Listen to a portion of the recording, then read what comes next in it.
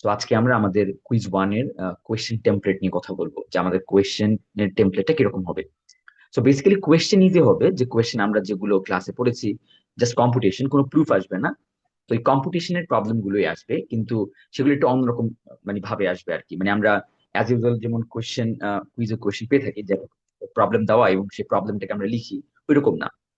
তোমাকে প্রবলেমের step by স্টেপের answer লিখতে হবে। লাইক ফর এক্সাম্পল, আমরা এই কোয়েশ্চেনটাই দেখি। এটা আমাদের ক্লাস আমরা করিয়েছিলাম, রাইট? এরকম টাইপের কোয়েশ্চেন যে e⁴z ইকুয়ালস টু 5i, এই ইকুয়েশনটা কিভাবে সলভ করতে হয়। সো তুমি দেখো কোয়েশ্চেন, মানে আমাদের এই কোয়েশ্চেন, সাপোজ একটা কোয়েশ্চেন, তো এই কোয়েশ্চেনে অনেকগুলো পার্ট দেখতে পাচ্ছ, বাট তুমি এই পার্ট গুলো জাস্ট ইগনোর করো, রাইট নাও। তুমি জাস্ট তোমার মতো করে যদি কুইজটা দিতা, যেমন এই কোয়েশ্চেনটা যদি তুমি সলভ করার ট্রাই করতা, তা তুমি কি করতা? যে ফার্স্ট অফ অল তুমি আমাদের রাইট হ্যান্ড সাইড 5i, এই 5i এর কি করতা? তুমি ওকে এক্সপোনেনশিয়াল ফর্মে নিতে, রাইট? কারণ আমাদের লেফট হ্যান্ড সাইড এক্সপোনেনশিয়াল আছে, তো আমাদের রাইট হ্যান্ড সাইডেও একটা এক্সপোনেনশিয়াল কিছু একটা থাকা উচিত, যেন আমরা ইকুয়েট করতে পারি। আমাদের এই প্রবলেম আমরা এইভাবেই করছিলাম, রাইট? সো আমার 5i এর মডুলাস কত? সো 5i এর মডুলাস 5। দেন 5i এর আর্গুমেন্ট কত? So argument of 5i, so 5i এর আর্গুমেন্টটা কত করবা? সো তুমি যদি ড্র করো, তো 5i এখানে পড়ে। সো এক্স অ্যাক্সিস থেকে ওর অ্যাঙ্গেল কত, মানে প্রিন্সিপাল আর্গুমেন্ট কত? 5/2, রাইট? তাহলে ও 5/2 প্লাস 2n5k। ওকে, সো এটা হলো আমার আর্গুমেন্ট।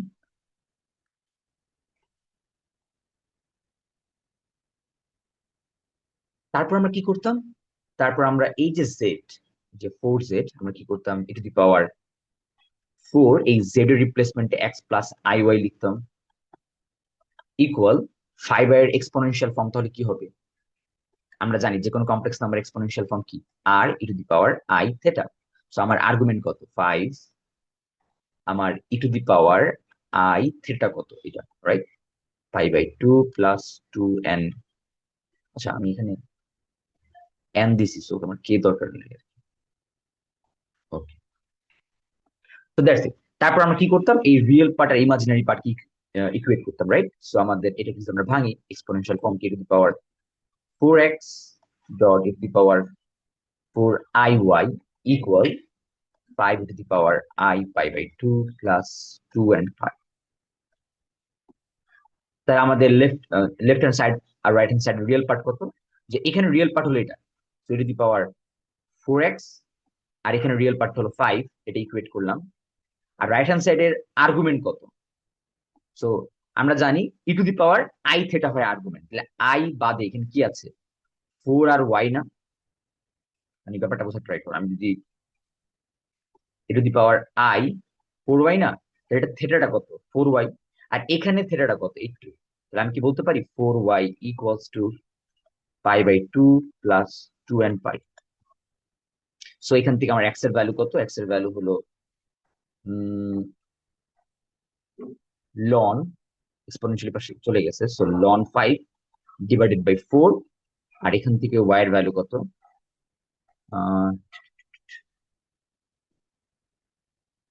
1/4। আচ্ছা, আমরা 1/4টাকে ডিস্ট্রিবিউট করে দিই, মানে ভেতরে ঢুকে নিই, তাহলে কত হবে? 2 π/8 plus n π/4। So far so good, তাহলে আমরা এক্স এন্ড ওয়াই পেয়ে গেছি, রাইট? এখন দেখো, তুমি নর্মালি ম্যাথটা এভাবে করতাম এক্সামে, কিন্তু আমি দেখো এবার এই এক্সামের এই ম্যাথটাকে স্টেপ বাই স্টেপ করে ফেলছি। যেমন দেখো, আমার প্রথম কোয়েশ্চেনটা কি? What is the modulus of r of 5y? 5i।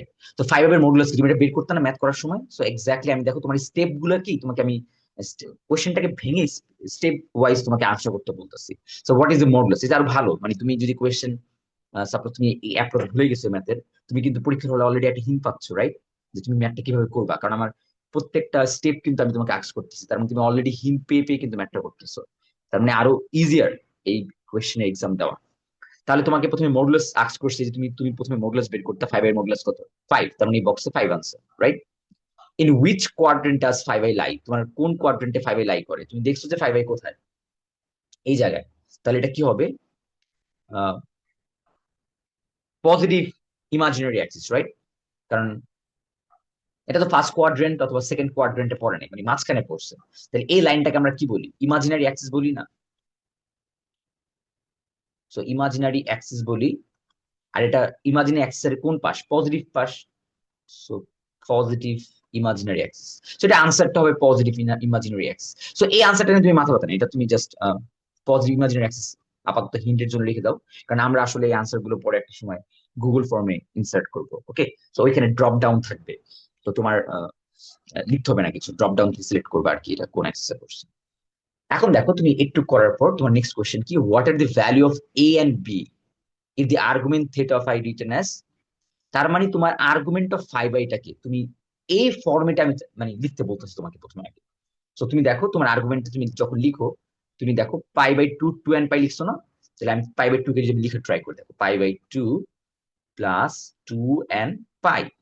তাহলে আমি বলছি আর্গুমেন্টটাকে এই ফর্মেটে লিখতে। তার মানে তোমার এর ভ্যালু কত? এর ভ্যালু ওয়ান, আর বি এর ভ্যালু কত? Two, right? তার মানে তোমার আর্গুমেন্ট অফ ফাইভ এর এই ফর্মেটে লিখলে এটার আনসার এটা হয়। তো এখান থেকে তোমাকে আমি বলছি যে এর ভ্যালু কত, যে এই বক্সটায়, এই বক্সটা আমি আস্ক করছি what is the value of a, তো তোমার এর ভ্যালু কত? ওয়ান। আর তোমার বি এর ভ্যালু কত? এই বক্সে আস্ক করছি বি এর ভ্যালু কত? বি এর ভ্যালু টু। এই যে বি এর ভ্যালু টু।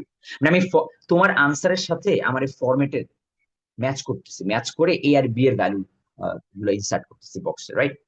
এখন কি বলছি, right five i in exponential form. এই যে তুমি ফাইভ আই কে এক্সপোনেনশিয়াল ফর্মে লিখছো কোথায়? এই যে কোথায় লিখতে পারবো? এই যে এখানে তো ইনসার্ট করছে, এই যে five I K exponential form. এই যে আসলে এটা আমার একটু সুন্দর করে লেখা উচিত ছিল, কারণ ফাইভ আই এর এক্সপোনেনশিয়াল ফর্ম কি হবে? ওর modulus e to the power i theta. So modulus কত বের হয়েছে? যে five. So five e to the power i, আর আর্গুমেন্ট কত বের হয়েছে? এটা pi by two plus two n pi. So আমরা এটি তো ইনসার্ট করছিলাম এই যে এখানে, right? So right five i in the exponential form and equating the real and imaginary part, find the value of z in the following form. ওকে, তার মানে তোমার জেড পার্টের, এবার তুমি এই যে এই স্টেপের কথা বলতেছি তোমাকে আমি, যে তোমার জেড পার্টের এক্স প্লাস আই ওয়াই লিখো, স্প্লিট করো, আর তুমি বোথ সাইডের রিয়েল আর ইমাজিনারি পার্টের আনসারটা বের করো। মানে ওকে, সো এটা করলে তুমি জেড এর আনসারটা পেয়ে যাবা। কেমনে? কারণ তুমি যে এখান থেকে জেড এর এক্স পার্টের আনসার পেয়েছো, এখান থেকে জেড এর ওয়াই পার্টের আনসার পেয়েছো। তাহলে আমি তোমাকে যদি বলি তাহলে জেড এর আনসার কত?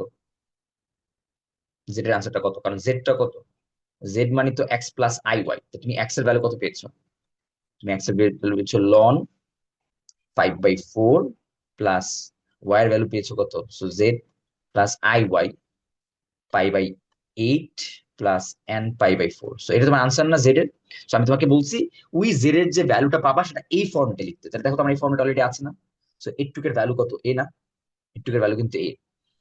আই, তাহলে ভি কত? ভি হলো যে পায়ের সাথে যে থাকবে, পায়ের সাথে আমার কত আছে? ওয়ান। সি কত? সি হলো এইট। ওকে, প্লাস এটা আমার দেখা দরকার নেই, কারণ আমি এখানে কোনো কোয়েশ্চেন জিজ্ঞাসা করিনি। এখন তুমি যদি আমার নেক্সট কোয়েশ্চেন বক্স গুলা দেখো, আমি এক্স প্লাস এগুলো মুছে ফেলি, আমি অ্যাকশন এগুলো বুঝে গেছি, এক্স রাইট লিখতে হবে কিভাবে পেয়েছি। তো দেখো আমার নেক্সট কোয়েশ্চেনের বক্স ফিল আপ করতে বলছে এ বি আর সি এর ভ্যালু। তো আমার এটা কি? জেড এর রিয়েল পার্টটা যেটা। তাহলে ক্যালকুলেটরে তুমি লন ফাইভ বাই ফোর এর ভ্যালু বসাও। So ln five by four এর ভ্যালু যা আসবে, সাপোজ ধরো কত, let me check.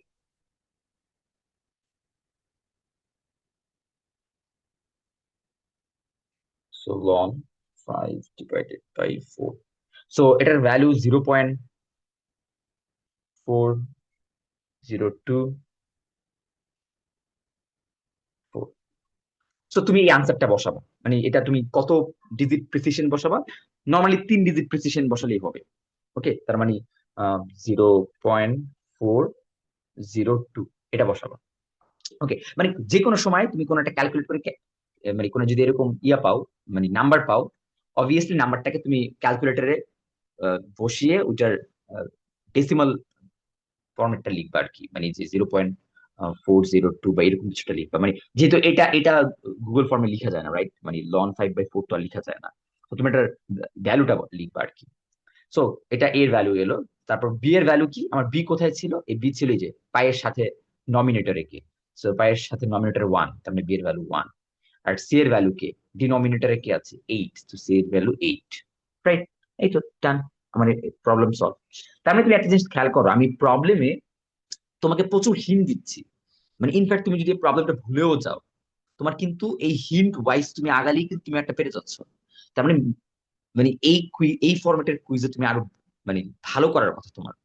প্রবলেমটা যেটা তুমি হয়তো বা প্রথমে এরকম ফরম্যাটটা দেখে, লাইক লাইক এরকম ফরম্যাটটা দেখে, কোয়েশ্চেন এরকম ফরম্যাট দেখে তুমি ভাবতে পারো এটা তো খুব difficult. To be honest difficult না। আমি যদি বরং তোমাকে এই কোয়েশ্চেনটা লিখে দিতাম, তোমাকে আমি যদি ধরো এই কোয়েশ্চেনটা লিখে দিতাম, শুধু একটু লিখে দিতাম, আর বলতাম find z equals to what, এই কোয়েশ্চেনটা কঠিন থাকতো। কারণ তুমি স্টেপ ভুলে গেলে কি হয়ে লিখবা, রাইট?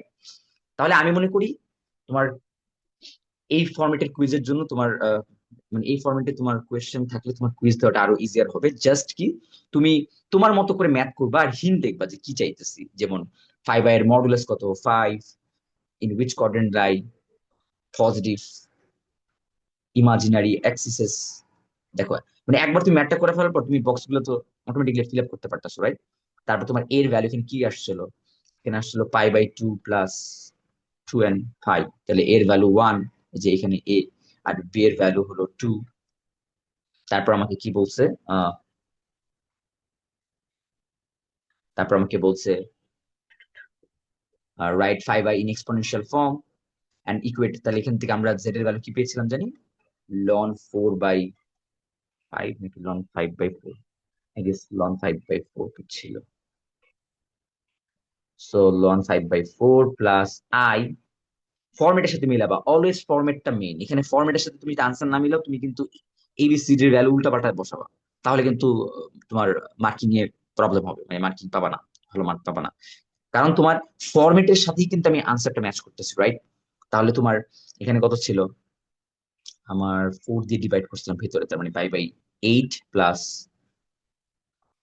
πk/4, এটা ছিল না? তারপর আমি আবার ফরম্যাটের সাথে মিলাচ্ছি, তাহলে আমার এই কত, এর ভ্যালু হলো লন 5/4, যেটা আনসার কত ছিল জানি, 0.402, আই গেস। আর বি এর ভ্যালু ছিল এই যে পায়ের সাথে যেটা থাকে নমিনেটর, তার মানে এই যে 1, বি এর ভ্যালু 1। আর সি এর ভ্যালু হলো ডিনোমিনেটরের ভ্যালু, সো 8। That's it. তার মানে কোয়েশ্চেন আরো ইজি, তুমি এটা সলভ করতে পারবা। সো আমি আমি মনে করি তুমি প্যানিক না হয়ে তুমি প্রবলেম সলভ করা শিখো। তুমি প্রবলেম সলভ করা শিখলে ইনফ্যাক্ট অনেক হিন্ট থাকবে, প্রচুর হিন্ট থাকবে, রাইট? তুমি পুরো ম্যাথে হিন্ট দিয়ে করতেছো আর কি, এই পুরো ম্যাথটা। তাই হোপ তোমাদের কুইজটা ভালো হবে। কারণ কোয়েশ্চেন থাকলে অবশ্যই ডিসকর্ডে জানাবা। Okay.